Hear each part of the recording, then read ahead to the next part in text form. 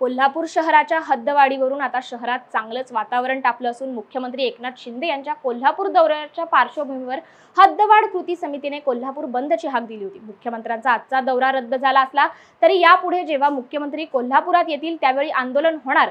मात्र यामध्ये राजकारण होत असल्याचा आरोप करत आम्ही हद्दवाढीचं समर्थन करतोय, परंतु पहिल्यांदा कोल्हापूर शहराचा विकास करावा असं मत गोकुळच्या संचालिका आणि भाजप नेत्या शौमिक महाडिक यांनी पत्रकार परिषदेत व्यक्त केलं।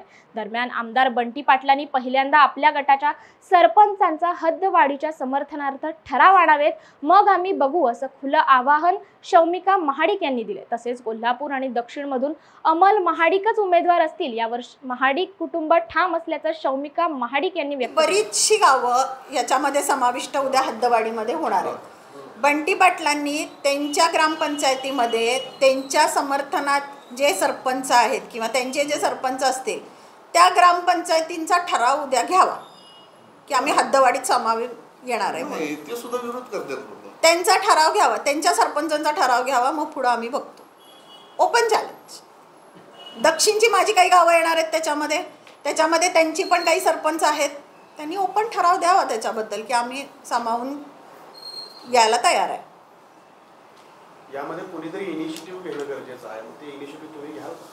मी सांगितलं ना तुमच्या माध्यमातून तेच आवाहन करते प्रत्येक वेळी कसं होतं की मी इनिशिएटिव्ह घेते, तुम्ही आमच्या विरोधकांना पण सांगा की त्या इनिशिएटिव्ह घेतायत, तुम्ही पण जावा चर्चेला, आपण सगळे बसू। माझं आहे बघा, माझं मत हे आहे की जेव्हा कोल्हापूरच्या विकासाबद्दल चर्चा होईल किंवा शहराच्या किंवा ग्रामीण भागात म्हणजे पूर्ण जिल्ह्याच्या जेव्हा आपण विकासाबद्दल बोलतो तेव्हा आपण विरोधक म्हणून न बसता आपण कोल्हापूरमधले एक जबाबदार नागरिक म्हणून चर्चेला बसूयात। एवढंच माझा विनंती आहे की ही सगळी भांडण आणि राजकारण करण्याच्या गोष्टी नाही आहेत। आज पुण्याला सुद्धा जेव्हा हद्दवाढ होते तेव्हा जी हद्दवाढीतली गावं आहेत ती खुशी खुशी समाविष्ट होतात महानगरपालिकेच्या हद्दवाढीमध्ये। तसं कोल्हापूर जिल्ह्याचं नाही बघत आहे आपण, कारण गेले 15 वर्ष कोल्हापूर जिल्ह्याला मागे कुणी टाकलं आहे हे लोकांना आता कळायला लागलेलं आहे। गेले 15 वर्ष राष्ट्रवादी आणि काँग्रेसनी यांच्यासाठी काहीही केलेलं नाही आहे।